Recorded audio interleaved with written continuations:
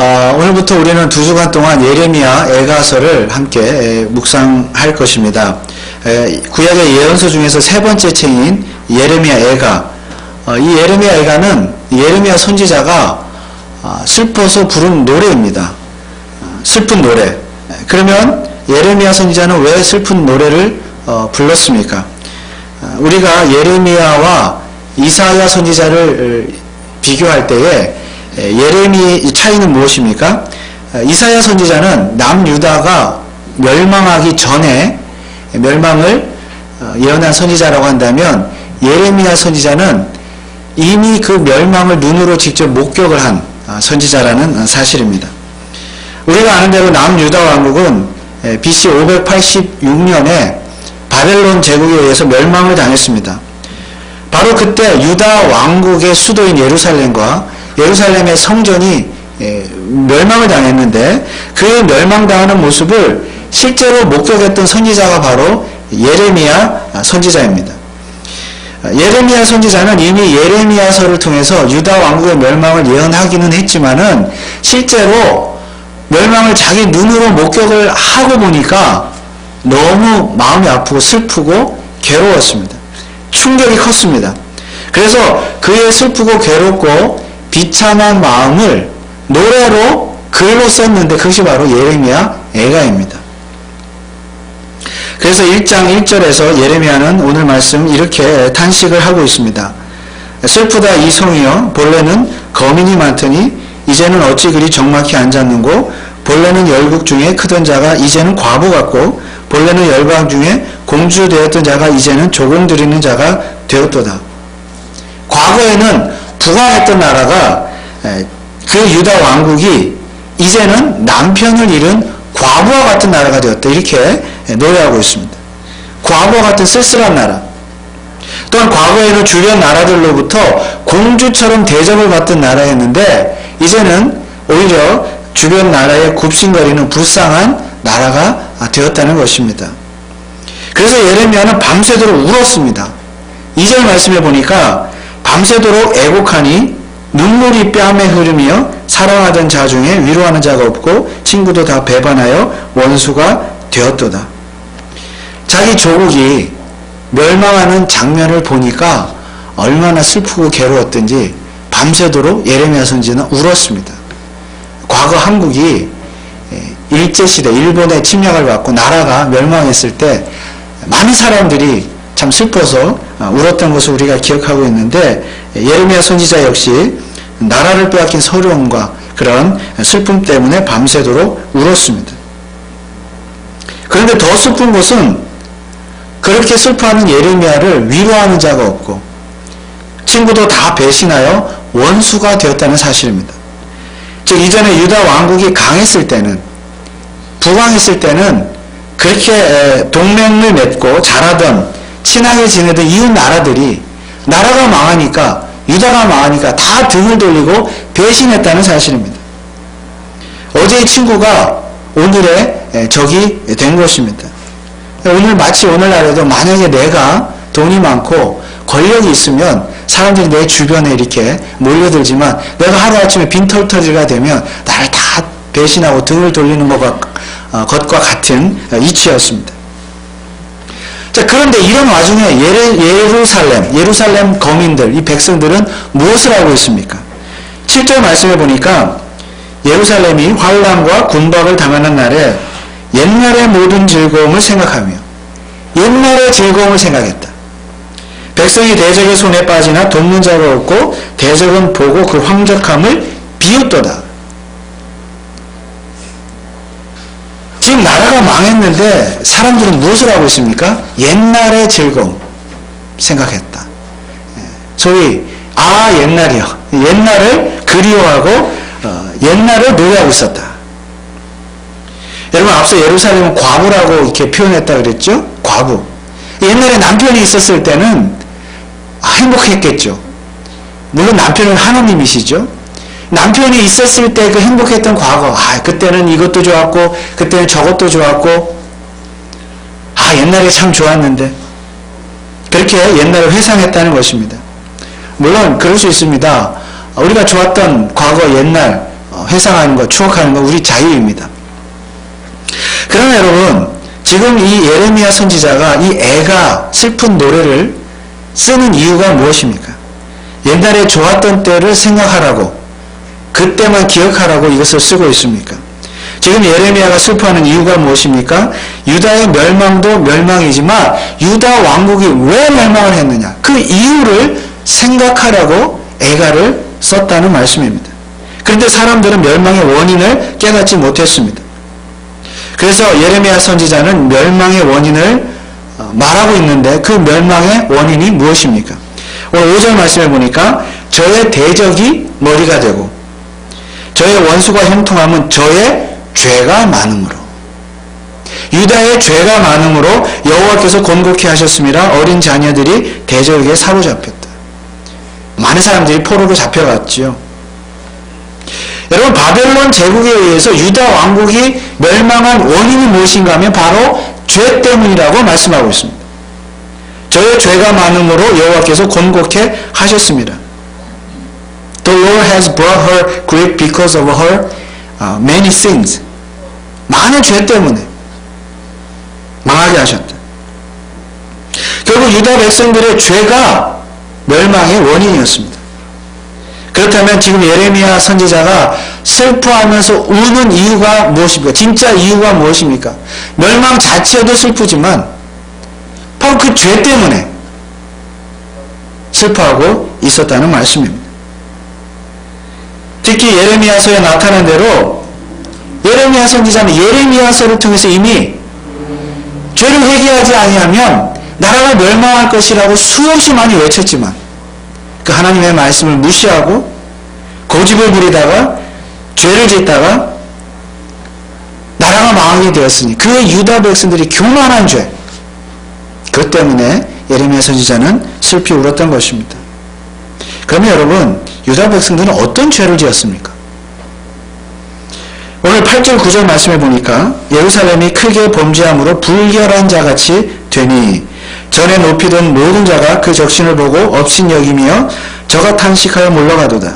저의 더러움이 치마에 있으나 결국은 생각지 아니하며 그러므로 놀랍게 낮아져도 위로할 자가 없도다. 여호와여, 원수가 스스로 큰 채 하오니 나의 환난을 감찰하소서. 여기 8절 말씀에 불결하다, 9절에 치마가 더럽다, 이런 말씀이 있죠. 표현이 있죠.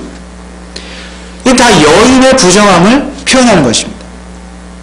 치마가 부정하다, 더럽다.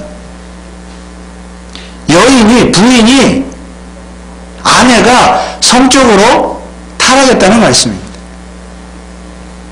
그래서 남편으로부터 버림을 받았다는 것이에요. 앞서 유다 백성들은 과부가 되었다고 했습니다. 이는 유다 백성들이 그들의 남편이신 하나님, 그들의 남편이신 하나님을 버리고 다른 남자에게 가서 부정한 일을 행했다 그 말. 그게 치마가 더러워졌다, 불결해졌다, 그 말씀입니다. 그래서 남편으로부터 버림을 받아서 과부가 되었다, 그 말씀이에요.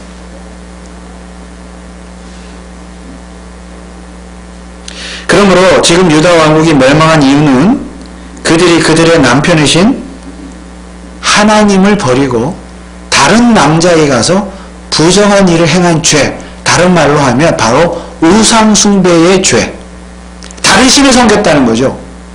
다른 신, 우상숭배의 죄가 유다의 죄였습니다. 그리고 예레미야는 바로 이 죄를 생각할 때 너무나 가슴이 아프고 슬펐던 것입니다. 이때 예레미야는 단지 슬퍼하며 울고만 있지 않고 하나님께 기도했습니다. 다시 9절 말씀을 보면 저의 더러움이 치마에 있으나 결국은 생각지 아니하며 그러므로 놀랍게 낮아져도 위로할 자가 없도다. 여호와여, 원수가 스스로 큰 채오니 나의 환난을 감찰하소서. 나의 환난을 감찰하소서. 예레미야는 자기 자신을 포함해서 유다 백성들의 환난, 어려움, 고난, 지금 나라가 망해서 다 포로로 잡혀간 이 고난과 환난을 감찰하소서. 불쌍히 여겨 주옵소서. 도와주옵소서. 구원해 주옵소서. 이렇게 하나님께 간청하며 기도를 했다는 말씀입니다. 11절 말씀에도 그 모든 백성이 생명을 소성시키려고 보물을 식물로 바꿨더니 지금도 탄식하며 양식을 구하나이다. 나는 비쳐나오니 여호와여 나를 권고하소서. 모든 백성이 생명을 소성시키려고 보물로 식물을 바꿨더니 아무리 금은 보화가 있어도 먹을 게 없어요. 그래서 그 먹을 거 음식을 바꾸려고 해도 음식이 없어요. 양식이 없어요. 다 빼앗아갔으니까. 다 불탔으니까. 먹을 것조차 없어 고통당하는 백성들을 하나님이 불쌍히 여겨주시고 구원해 주옵소서. 나는 비쳐나오니 여호와의 나를 권고하옵소서. 이 나를 나를 불쌍히 여겨 주옵소서. 이것은 예레미야 선지자 자신을 위한 기도이기도 하지만 자기 자신의 기도를 봐서라도, 자기 예레미야 자신을 봐서라도 하나님, 나를 봐서라도 내 민족을 좀 구원해 주세요. 그렇게 기도했던 것입니다. 아무튼 유다 백성들이 당하는 이 환난을 불쌍히 여겨 주시고 그들을 구원해 주실 자는 오직 하나님밖에 없다는 말씀이에요. 문제 해결자는 오직 하나님밖에 없다. 여러분, 이처럼 하나님을 버리고 우상 숭배하는 자들은 하나님의 심판을 받는 법입니다.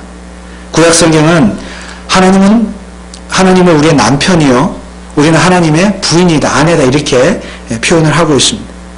사랑하는 남자와 여자가 결혼하여 부부가 되었다면 이 부부는 서로를 사랑하고 서로만을 사랑하고 서로의 정절, 순결을 지켜야 하는 것 당연한 일입니다.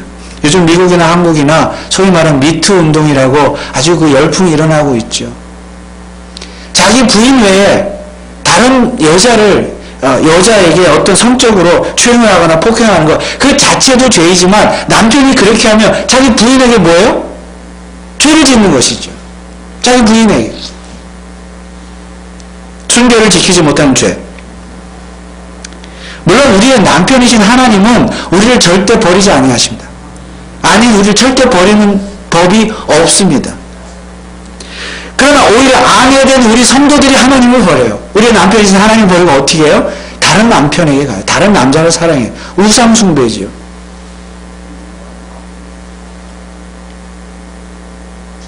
그럼 우리가 하나님 대신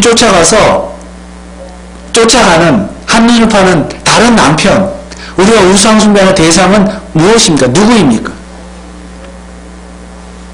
무엇이 우리의 우상숭배입니까?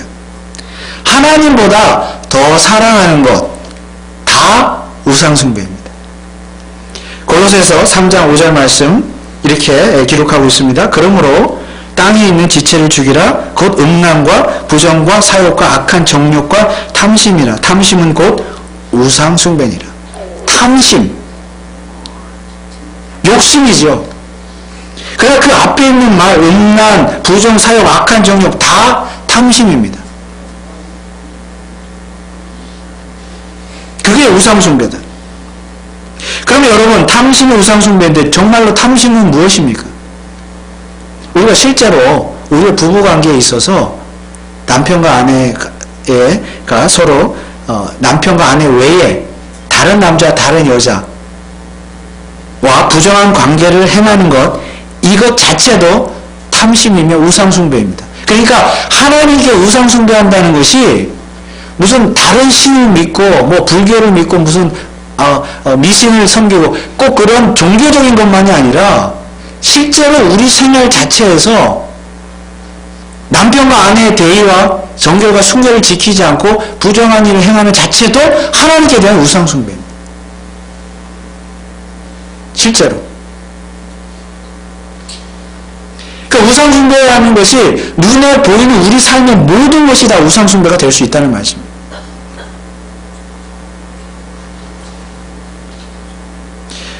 그래서 우리가 실제 생활에서 하나님보다 더 사랑하고 더 집착하는 것이 있으면 다 우상숭배입니다. 왜냐하면 하나님께서 원하시지 않는 일을 우리가 행하기 때문이죠.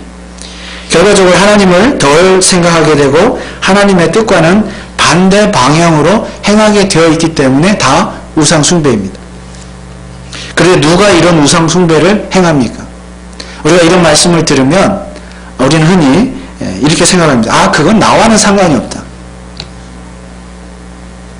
나는 아내만을 사랑하고 나는 내 남편만을 사랑하니까 나는 우상숭배자가 아니다.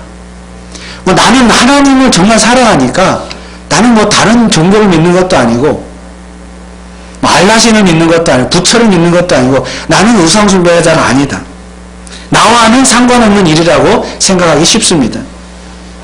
물론 우리가 정말 우상숭배하지 않고 하나님만을 잘 섬긴다고 한다면 그것만큼 좋은 일은 없습니다. 그러나 우리는 우상숭배를 하면서도 실제로는 애써 현실을 외면하고 있습니다. 나는 안 그런 척합니다. 그런데 오늘 본문에서 예레미야 선지자는 이렇게 말하고 있습니다. 12절 말씀해 보니까 무릇 지나가는 자여 너희에게는 관계가 없는가? 내게 임한 근심 같은 것이 있는가 볼지어다. 여호와께서 진노하신 날에 나를 괴롭게 하신 것이로다. 아마도 멸망한 유다 왕국 그 땅을 지나가는 이방인들이 유다 예루살렘 백성들 보고 비웃었던 것 같아요. 성경 비웃었다고 그랬죠. 예루살렘 도성과 성전 그리고 울고 있는 예레미야를 향해서 비웃었습니다.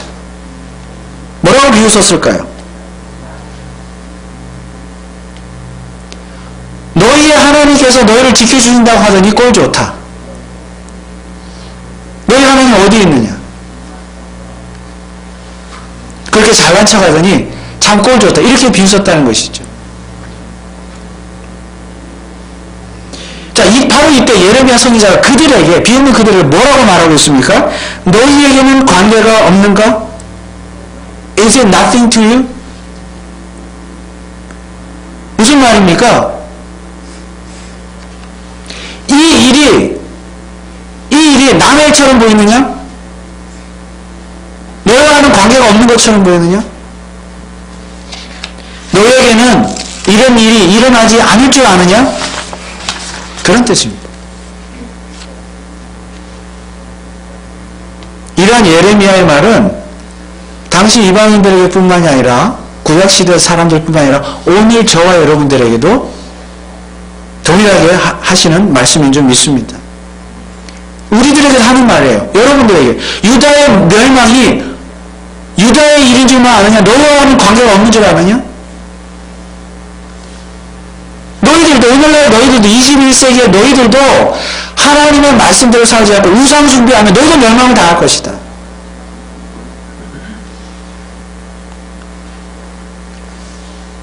그렇습니다. 지금으로부터 2600년 전에 일어난 이 유다의 멸망 사건, 오늘 저와 여러분과도 분명하게 관계가 있는 줄 믿으시기 바랍니다.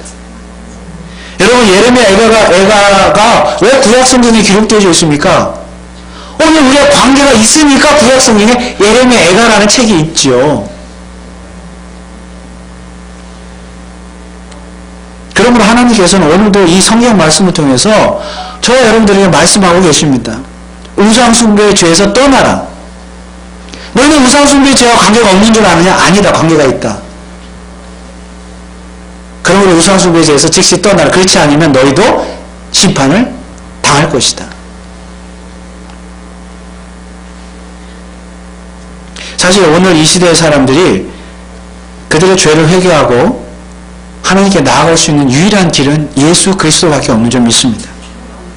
실제 오늘 저와 여러분들도 예수 그리스도를 통하여, 예수 그리스도만을 통하여 그를 믿음으로만 그가 십자가에서 우리의 죄를 위해서 피 흘려 돌아가신 사실을 믿음으로만 우리가 죄인임을 깨닫고 우리의 죄를 회개하고 돌이켜 하나님 앞으로 나가게 된 줄 믿습니다. 우상숭배 죄에서 떠난 거예요. 예수 그리스도를 통해서. 그러나 오늘날 이 세상 사람들은 여전히 예수를 믿지 않습니다. 오히려 예수의 십자가를 조롱하고 기독교를 핍박하고 하나님을 모독합니다. 이때 예레미야 선지자가 그 사람들에게 이렇게 질문합니다. 예수가 너에게는 관계가 없느냐? 예수가 너에게는 관계가 없는 줄 생각하느냐? 세상 사람들은 당연히 관계가 없다고 말합니다. 하나님이든 예수님이든 죄든 십자가이든 구원이든 심판이든 천국이든 지옥이든 나와는 아무 관계가 없다고 말합니다. 그게 뭐가 필요하느냐? 그냥 잘 먹고 잘 살다 죽으면 되지. 특히 죄에 대한 개념이 없기 때문에 세상 사람들은 그냥 죄 가운데 살다가 천국도 지옥도 없다고 믿으니까 그냥 살다 죽으면 그만이라고 생각합니다.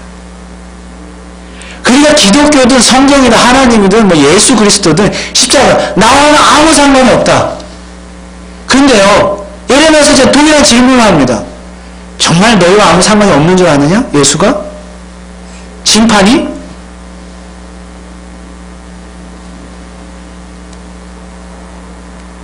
오늘 저와 여러분들은 정말 감사하게도 저와 여러분들에게는 이 예수 그리스도가 우리와 나 자신과 정말로 밀접하게 관계가 있는 줄 믿습니다. 예수의 성육신, 고난, 죽음, 부활, 승천, 재림, 이 모든 일들이 다 나와 관계가 있잖아요. 나를 위해서 다 그렇게 하셨잖아요. 예수님이 세상에 오셔서. 그걸 믿잖아요. 관계가 있잖아요. 그래서 우리가 그 예수를 믿을 때에 우리에게 구원이 임했고 영원한 천국에 대한 소망이 생기게 된 줄 믿습니다. 그러나 이 모든 것이 그저 내 힘으로 된 것이 아니라 하나님의 은혜로만 된 줄 또한 믿습니다. 마치 예레미야가 지금 하나님의 긍휼하심을 구했죠. 하나님 긍휼히 여겨주옵소서. 그랬던 것처럼 하나님의 긍휼하심, 우리를 불쌍히 여기시는 하나님의 은혜로만이 우리는 구원함을 받게 되었다는 말씀입니다. 그래서 사실 우리 성도는 예수를 통해 이미 영원한 구원을 얻었기 때문에 사실은 영원한 심판을 당하지는 않습니다. 그러나 그럼에도 불구하고 우리가 이 땅을 살아가는 동안에 하나님께서 우리 성도들에게 여전히 죄를 짓지 말고 죄와 싸워 이기고 우상 숭배하지 말라고 말씀하고 있습니다. 왜냐하면 오직 거룩한 성도만이, 하나님을 잘 믿는 성도만이 장차 천국에 들어갈 수 있기 때문입니다. 그래서 하나님께서는 오늘도 저와 여러분들이 거룩하라, 죄에서 떠나라, 특별히 우상 숭배의 죄를 떠나라, 우상 숭배자가 되지 말고 오직 하나님만 바라보고 살라고 말씀하고 계십니다. 그리고 우상 숭배하면 우리에게도 하나님께 심판하실 것이다. 물론 영원한 심판은 아니겠지만은 정말 하나님을 믿지 않는 자로 가면 영원한 심판을 당하겠죠. 그렇죠? 본인만 알겠죠? 그러나 하나님을 믿는다 할지라도, 예수를 믿는다 할지라도 우리가 우상 숭배하면 하나님 우리 심판하십니다. 징계하십니다. 물론 우리는 하나님의 심판이 두려워서 죄를 짓지 않는 것이 아닙니다. 오히려 우리 남편 대신 하나님을 너무 사랑하니까, 하나님의 은혜가 너무 크니까 그 남편만을 사랑하는 거예요. 하나님께서 남편이 싫어하는 일을 하지 않는 것입니다. 우리 부부관계도 그렇잖아요. 그래서 우상 숭배의 죄를 짓지 않고 정말 하나님께서 기뻐하시는 일만 행하는 것입니다. 그래서 오늘 이 예레미야 애가서는, 이 예레미야의 슬픈 노래 애가는 우리와도 관계가 있는 책입니다. 너에게는 관계가 없느냐? 우리는 우리에게도 관계가 있습니다 라고 대접해야 됩니다. 오늘 우리도 우상 숭배할 때 하나님의 심판을 받을 수 있으면 할 수도 잊지 말아야 합니다. 오늘 저와 여러분들의 우상은 무엇입니까? 여러분들이 섬기는 우상은 무엇이 있습니까? 하나님을 사랑하는 일에 방해가 되는 일, 그것이 무엇이든지 간에 돈이든 명예든 재물이든 남편이든 아내든 자식이든 직장이든 하나님을 섬기는 일에 방해가 되는 일은 무엇입니까? 그것 다 우상입니다. 그것을 더 사랑하면, 더 집착하면, 그것 때문에 하나님을 더 사랑하면 다 우상입니다. 만약 그 우상을 지금 당장 예수님의 십자가에 못 박지 아니하면 우리는 결국 우상 숭배자가 되는 것이고 하나님으로부터 심판을 받게 될 것입니다. 우상 숭배자의 혹독한 죄값을 치르게 될 것입니다. 하나님께서는 오늘도 저와 여러분들에게 이렇게 질문을 하십니다. 우상숭배의 죄가 너와는 아무 상관이 없는 줄 아느냐? 관계가 없는 줄 아느냐? 너는 우상숭배자이냐 아니냐? 나보다 무엇을 더 사랑하느냐? 그것들보다 나를 더 사랑하느냐? 이 질문 앞에 나와는 전혀 상관이 없습니다라고 변명하는 대신에 오히려 솔직하게 내가 하나님을 더 사랑하지 못한 우상숭배의 죄를 인정하시고 또 회개하시고 이전보다 더욱더 하나님을 사랑하시는 우리의 남편 되신 하나님을 더욱 사랑하시는 저와 여러분들 되시기를 주님의 이름으로 축원을 드립니다. 기도하겠습니다.